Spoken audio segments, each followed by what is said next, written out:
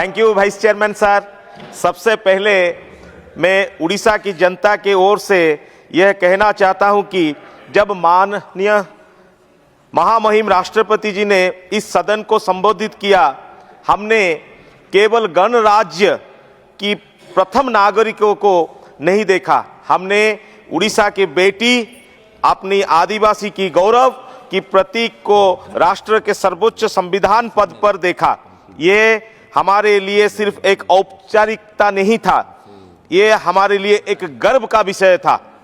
लेकिन इस गर्व के क्षण में मेरा मन में एक प्रश्न भी उठता है, क्या महामहिम राष्ट्रपति जी अपने मन की बात कह रही थी या वे केवल सरकार द्वारा तैयार किया गया स्क्रिप्ट पढ़ने के लिए बाध्य थी?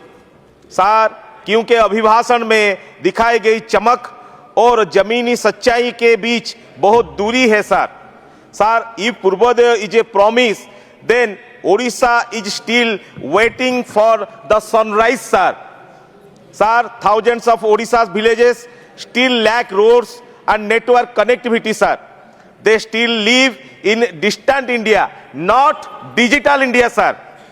Vande Bharat trains, Chenab bridge and Pamban bridge वो प्रशंसनीय है, पर उड़ीसा के कंधमाल और नवरंगपुर जैसे जिले भारत के रेलवे मानचित्र से गायब क्यों है सर? पूरी कोणार्क रेल कॉरिडोर अभी तक पेंडिंग क्यों है sir? Sir, the address spoke of cultural pride, but where is Odissi संगीत sir?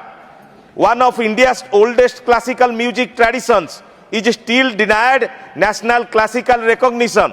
Sir, the prosperous farmers claim collapse when record paddy arrivals meet shortage bottlenecks, mandi delays and distress selling across Odisha, sir. Sir, जब किसान MSP rate से 300 और 400 रुपए कम फसल में बेचता है तो यह अमृत काल नहीं, अवमानना काल है सर। सर, if सबका साथ सबका विकास is true, why is Odisha, India's mineral backbone, still denied its rightful coal royalty revision for so many years, sir? Sir, why is special category status denied to a disaster-prone state with significant tribal population sir? महोदय, ओडिशा में मेरे नेता श्री नवीन पटनायक जी की बीजू स्वास्थ्य कल्याण योजना को जनता ने व्यापक रूप से स्वीकार किया था, जबकि आयुष्मान योजना में लोगों को कोई व्यवहारिक कठिनाई का सामना करना पड़ता है sir. Sir, with educated unemployment doubling, highly qualified graduates taking low level jobs and paper lakhs rampant, youth confidence and stand broken. Sir, fastest growing economy की गूंज में एक सच्चाई दब जाती है। देश की 1% आबादी के पास 40% संपत्ति और बेहद कम पर कैपिटा इनकम बताती है कि यह विकास कुछ लोगों के हित में है sir.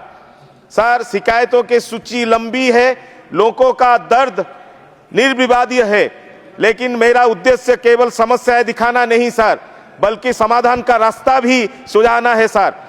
Sir, secured and tamper-proof exams, take protected recruitment, paper leak-free system, region fast development for Odisha, a full-scale naval academy, road railway storage, digital access for all, timely disaster support, farmer support, universal MSP, modern Godam, district-wide sir, cold chain network for perishable sir, true cooperative federalism sir, just a minute sir. Royalty justice for mineral states sir, to cooperative federalism by royalty justice for mineral states sir. Sir महोदय, यदि विकसित भारत चाहिए तो विकास balanced और regionally fair होना चाहिए। संसाधन समृद्ध राज्य ओडिशा को बाधे नहीं अवसर चाहिए। ओडिशा को नजरअंदाज कर विकसित भारत अधूरा है सर। जय जगन्नाथ, वंदे उत्कल जननी सर। Thank you.